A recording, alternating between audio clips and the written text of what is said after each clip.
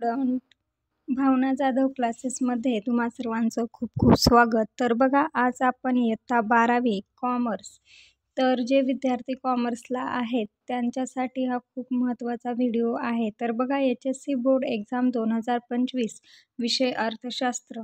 तर या विषयाचा पेपर 1 मार्च 2025 या दिवशी होणार आहे. तर त्या दृष्टिकोनातून जे प्रश्न महत्त्वाचे आहेत तर ते आपण आज पाहत आहोत. तर आधीच्या 2-3 व्हिडिओमध्ये आपण 2-3 प्रश्न जे होते, प्रश्न सविस्तर उत्तरे लिहा वगैरे, तर ते पूर्ण प्रश्न पाहिलेले आहेत. जे प्रश्न महत्त्वाचे आहेत ते सर्व. तर आजच्या व्हिडिओमध्ये आपण अर्थशास्त्र यामधील महत्त्वाचे प्रश्न पाहणार आहोत. तर सगळ्यात आधी चॅनेलवर नवीन असाल तर चॅनेलला सबस्क्राईब करा. व्हिडिओ आवडला तर नक्की लाईक करा आणि तुमच्या मित्रमैत्रिणींना व्हिडिओ शेअर करा. तर बघा, प्रश्न दुसरा ब, फरक स्पष्ट करा. फरक स्पष्ट करा. तर यामध्ये 5 प्रश्न विचारले जातात. त्यामधील तुम्हाला कुठलेही 3 प्रश्न सोडवायचे आहेत आणि 3 प्रश्नासाठी गुण असतील 6. तर बघा, या प्रश्नाची उत्तरे तुमच्याकडे अवेलेबल नसतील तर मला कमेंटमध्ये नक्की कळवा. मी तुम्हाला याची उत्तरे टेलिग्रामवरती शेअर करेन, किंवा त्या पूर्ण जो तुमचा सिलेबस आहे, स्वाध्याय आहे, तर त्या स्वाध्यायाची पूर्ण उत्तरे आपण प्रकरणावाईज पूर्ण चॅप्टरवाईज पाहिलेले आहेत. ठीक आहे, तर ते तुम्ही प्लेलिस्टमध्ये जाऊन पाहू शकतात. तर बघा, HSC बोर्ड एक्झाम 2025 याच्या दृष्टिकोनातून जे प्रश्न महत्त्वाचे आहेत तर ते प्रश्न मी इथे काढून घेतलेले आहेत. तर पहा, एक एक प्रश्न आपण अभ्यासूया. तुम्ही याचा स्क्रीनशॉटसुद्धा काढून घेऊ शकतात. तर बघा, प्रश्न पहिला असा आहे की सूक्ष्म अर्थशास्त्र आणि स्थूल अर्थशास्त्र.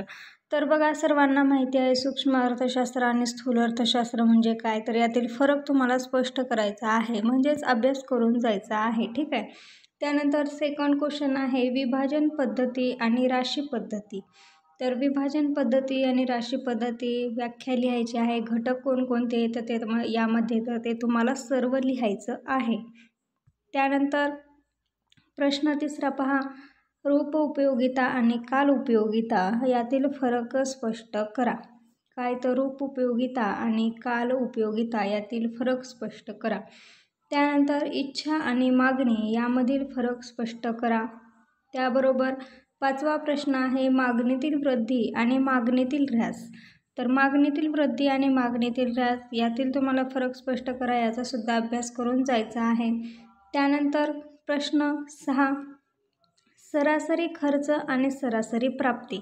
तर बघा, फरक स्पष्ट करताना तुम्हाला एक गोष्ट लक्षात ठेवायची आहे. फरक स्पष्ट करा इकॉनॉमिकमध्ये खूप जास्त तुम्हाला 8 लेंदी मुद्दे लिहायचे नाही. ठीक आहे. तर बघा, इथे फरक स्पष्ट करत असताना तुम्हाला अशा पद्धतीने एका ठिकाणी सरासरी खर्च, एका ठिकाणी प्राप्ती खर्च, आणि एक छोटासा बॉक्स तुम्हाला इथे करायचा आहे इथे. तर या बॉक्समध्ये तुम्हाला इथे मुद्दे लिहायचे आहेत, म्हणजे फरकाचे मुद्दे काय असणार आहेत. एक व्याख्या, त्यानंतर त्यातील घटक, वैशिष्ट्ये, ते तुम्हाला इथे लिहायचं आहे. इथे तुम्हाला जे तुमचा मुद्दा फरक स्पष्ट करणार आहेत ते तुम्हाला टाकायचं आहे. ठीक आहे. तर अशा पद्धतीने व्यवस्थित तुम्हाला याचा फरक स्पष्ट करायचा आहे. त्यानंतर पहा, नेक्स्ट क्वेश्चन कोणता आहे महत्त्वाचा, तर वैयक्तिक मागणी आणि बाजार मागणी. तर वैयक्तिक मागणी आणि बाजार मागणी यातील फरक स्पष्ट करा, याचा सुद्धा अभ्यास करून जायचा आहे. त्यानंतर प्रश्न क्रमांक 8, प्रत्यक्ष कर आणि अप्रत्यक्ष कर. तर प्रत्यक्ष कर म्हणजे काय, अप्रत्यक्ष कर म्हणजे काय, हे सुद्धा तुम्हाला अभ्यासून जायचं आहे. त्याचबरोबर सार्वजनिक वित्त व्यवहार आणि खाजगी वित्त व्यवहार. तर सार्वजनिक वित्त व्यवहार म्हणजे काय, खाजगी वित्त व्यवहार म्हणजे काय, तर हे सुद्धा तुम्हाला बघायचं आहे. काही अडचण असल्यास तुम्ही मला कमेंटमध्ये नक्की कळवा. बेल आयकॉनला प्रेस करा, जेणेकरून नवीन येणाऱ्या व्हिडिओचे नोटिफिकेशन तुम्हाला सर्वात आधी भेटत राहील. त्यामुळे तुम्ही माझे कुठलेही व्हिडिओ मिस करणार नाहीत. त्यानंतर तुमची जर 12वी झाल्यानंतर तुम्ही BCom BA कुठल्याही स्ट्रीमला ॲडमिशन घेणार असाल तर BComचे व्हिडिओ आपल्या चॅनलवरती पूर्ण अवेलेबल आहेत. त्याचा तुम्हाला पुढे फायदा होईल. BComमध्ये कोणते चॅप्टर असतात, किती सिलेबसमध्ये काय काय असतं, तर ते पूर्ण आपल्या चॅनलवरती अवेलेबल आहे. त्यासाठी चॅनेलला सबस्क्राईब करणं हे गरजेचं आहे. सबस्क्राईब करून ठेवा, जेणेकरून तुम्हाला व्हिडिओ शोधण्याची गरज लागणार नाही. त्यानंतर प्रश्न 10वा आहे पहा, नाणे बाजार आणि भांडवल बाजार. नाणे बाजार आणि भांडवल बाजार. तर बघा, प्रश्न एकूण तुम्हाला 5 विचारले जातील. त्यातील तुम्हाला 3 सोडवायचे आहेत आणि प्रत्येकी गुण किती असतील तर 2. तर 3 प्रश्न सोडवला तर किती झाले गुण? 2 + 2 + 2 + 2 किती झाले एकूण? तर 6. तर असे टोटल तुम्हाला 6 गुण फरक स्पष्ट करा यासाठी आहेत. त्यानंतर 11वा प्रश्न बघा, महसुली खर्च आणि भांडवली खर्च यातील फरक स्पष्ट करा. त्यानंतर 12वा प्रश्न आहे, व्यवहार तोल आणि व्यापार तोल. तर व्यवहार तोल आणि व्यापार तोल यामधील सुद्धा फरक स्पष्ट करा, तुम्हाला करायचं आहे. त्यानंतर 13वा आहे, अंतर्गत व्यापार आणि आंतरराष्ट्रीय व्यापार यामधील फरक स्पष्ट करा. त्याचबरोबर 14वा आहे, साठा आणि पुरवठा. तर साठा म्हणजे काय, पुरवठा म्हणजे काय हे.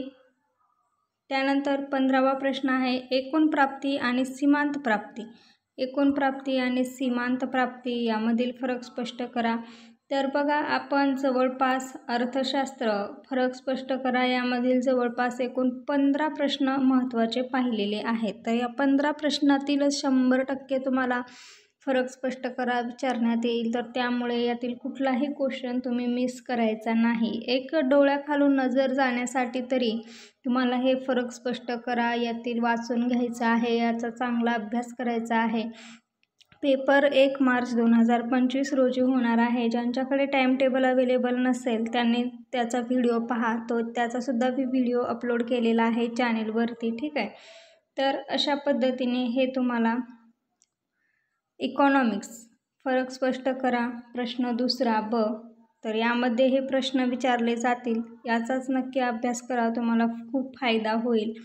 तर लक्षात ठेवा, तुम्हाला इथे 3 प्रश्न सोडवायचे आहेत आणि 6 गुण आहेत. तर एका प्रश्नासाठी 2 गुण असल्यामुळे तुम्हाला 3, एक व्याख्या, दुसरं त्यातील म्हणजे घटकामध्ये काय काय येणार त्याचे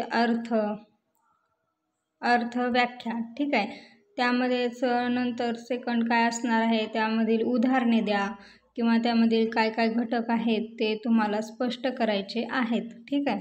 त्याची उत्तरे तुम्ही पहा, तुम्हाला लगेच समजून जाईल की अर्थशास्त्रामध्ये किती कमीत कमी किती महत्त्व म्हणजे किती फरक स्पष्ट करामध्ये तुम्हाला माहिती लिहायची आहे, कशा प्रकारे तुम्हाला त्यामध्ये पॉईंट लिहायचे आहे. तर ते आपण त्या उत्तरामध्ये घेतलेलं आहे. तर ते व्हिडिओ पाहिले नसतील तर चॅनेलवर अवेलेबल आहे, तिथे जाऊन तुम्ही व्हिडिओ पाहू शकतात. जर व्हिडिओ आवडला तर नक्की एक लाईक करा, जेणेकरून मलासुद्धा समजून येईल की तुम्हाला व्हिडिओ आवडले आहेत आणि तुम्हाला याची खरंच मदत झालेली आहे, ठीक आहे. तर नेक्स्ट व्हिडिओमध्ये भेटूया. तोपर्यंत अभ्यास करा. काही नोट्स पाहिजे असतील तर मला कमेंट सेक्शनमध्ये नक्की कळवा. धन्यवाद.